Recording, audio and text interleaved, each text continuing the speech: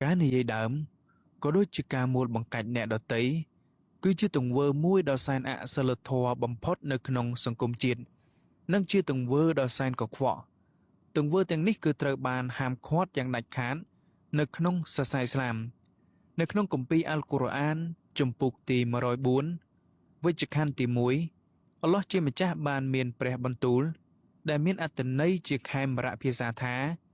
វិនិច្ឆ័យអន្តរាយហើយចំពោះអ្នកនិយាយមូលបង្កាច់និងអ្នកនិយាយដើមគេមួយទៀតនៅក្នុងគម្ពីរអល់កុរអានដដែលគឺជំពូកទី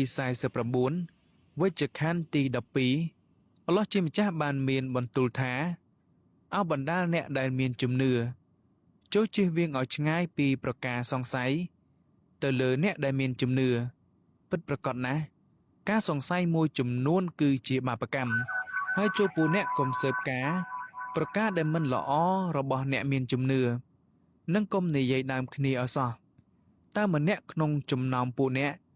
ចូលចិត្តស៊ីសាច់បងប្អូនរបស់គេដែលស្លាប់ឬដូច្នេះពួកអ្នកពិតជាខ្ពើមវាមិនខាន